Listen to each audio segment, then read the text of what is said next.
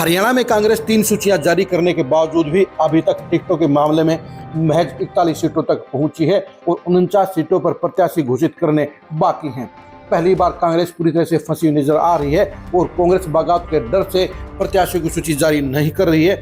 वो बीजेपी की पहली सूची आने का इंतजार कर रही है, क्योंकि उसी बात का डर है कि अगर उसने टिकटों की घोषणा कर दी और बड़ी बगावत हो गई तो कुछ बड़े जिताऊ प्रत्याशी बीजेपी में जा सकते हैं या एनएलडी बीएसपी का दामन थाम सकते हैं।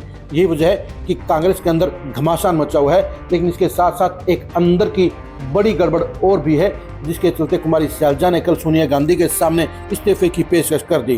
कांग्रेस में क्या बड़ी गड़बड़ है, क्या बड़ा गड़बड़ ज्यादा हो रहा है, ये जानने के लिए आज की इस खरी खरी खबर को जरूर देखिए।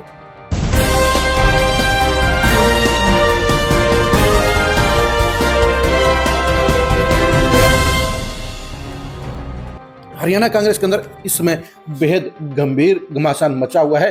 पार्टी के हरियाणा प्रभारी दीपक बाबरिया बीमार होकर खाट पर पड़ गए हैं। उनको टेंशन हो गई है, क्योंकि जिस तरह से 2 दिन पार्टी के वर्करों ने उनका घेराव किया, जिस तरह से उनके ऊपर सेटिंग के आरोप लगे, उसके चलते वो टेंशन में आ गए और इसलिए उन्हें एम्स में भर्ती कराना पड़ा और ट्रीटमेंट करा के घर आना पड़ा। यानी उनके ऊपर बड़ा प्रेशर है, उनके ऊपर सीटों में सेटिंग करने के भी प्रेशर और दबाव की पॉलिटिक्स चल रही है। इसके चलते वो चौतरफा घिर गए हैं और उन्हें समझ नहीं आ रहा कि वो कैसे इस चक्कर से बाहर निकले। बीजेपी के सामने चुनाव जीतना कांग्रेस के लिए चुनौती है, लेकिन आरोप लग रहे हैं कि भूपेंद्र हुड्डा अब प्रेशर की पॉलिटिक्स कर रहे हैं। वो अपने लोगों को टिकट दिलवाने के लिए जहां विरोधियों के खिलाफ साजिश रच रहे हैं, वहीं प्रभारी के जरिए भी वो सेटिंग कर रहे हैं। कहा जा रहा है कि वेणुगोपाल और जय माकन भी उनके साथ सेटिंग में शामिल हैं। यह भी कहा जा रहा है कि भूपेंद्र हुड्डा सर्वे में सेटिंग कर रहे हैं, फिक्सिंग कर रहे हैं, क्योंकि सर्वे करने वाले लोगों के बारे में हाईकमान के पास शिकायत की गई है। राहुल गांधी, प्रियंका गांधी और सोनिया गांधी के अलावा खड़गे के पास ईमेल सैकड़ों की संख्या में किए गए हैं, जिनमें बताया गया है कि जो सर्वे कराने वाली एजेंसी है उसके इंपॉर्टेंट लोग भूपेंद्र हुड्डा की कोठी पर पिछले 5 महीने में सबसे ज्यादा देखे गए हैं। अगर उनकी लोकेशन निकालने का काम किया जाए तो दूध का दूध और पानी का पानी हो जाएगा।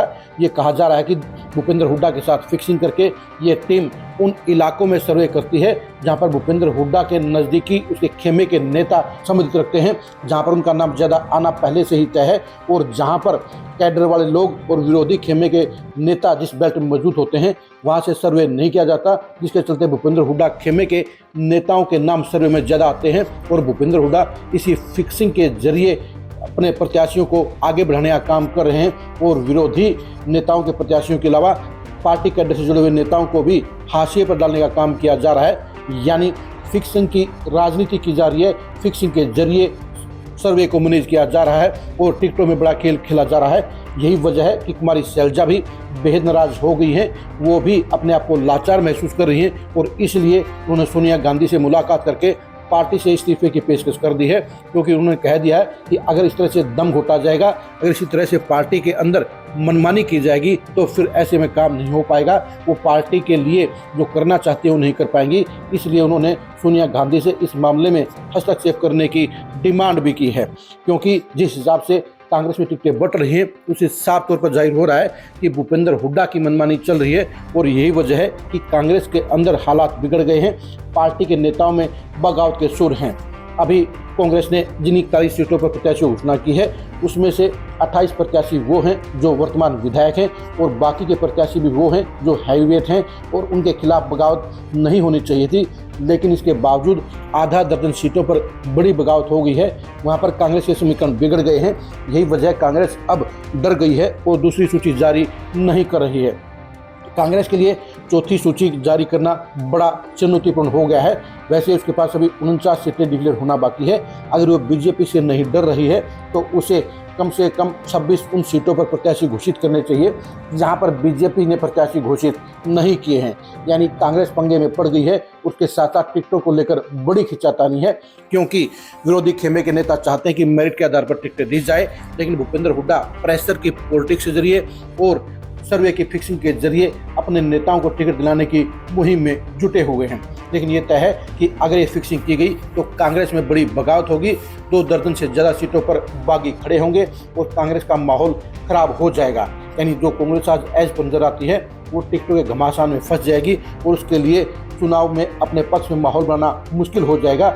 क्योंकि अगर 2 दर्जन सीटों पर बागी खड़े हो गए तो फिर फायदा बीजेपी को हो जाएगा और उन हालात में कांग्रेस के लिए सरकार बनाना मुश्किल हो जाएगा।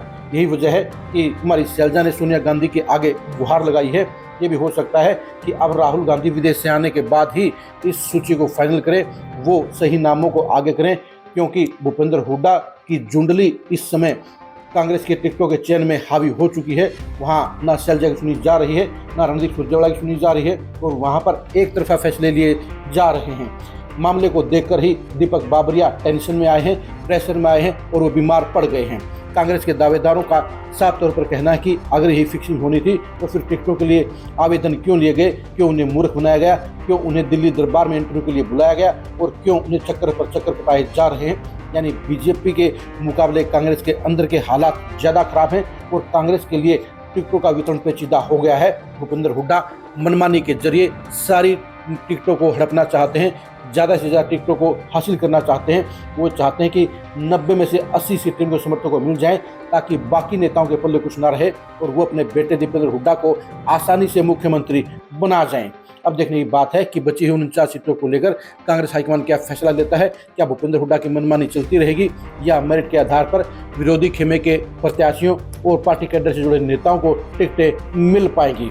अभी तक तो ये लगता है कि 41 सीटों में जिस हिसाब से 90% टिकटें हुड्डा के हिसाब से बटी हैं, वो कांग्रेस के लिए शुभ संकेत नहीं है, क्योंकि कांग्रेस के वफादार नेताओं और विरोधी नेताओं के साथ जुड़े हुए प्रत्याशियों को टिकट नहीं मिलना कहीं न कहीं गंभीर हालात की तरफ इशारा कर रहा है। 49 सीटों पर कांग्रेस के प्रत्याशियों की सूची जारी होने के बाद उनके विश्लेषण को जानने के लिए आप खरी खरी न्यूज के साथ बने रहिए। 49 सीटों पर बीजेपी के सामने कांग्रेस के प्रत्याशियों की संभावनाओं को जानने के लिए भी आप खरी खरी न्यूज के साथ बने रहिए। आप हमारे फेसबुक पेज को फॉलो कीजिए, आप हमारे यूट्यूब चैनल को सब्सक्राइब कीजिए।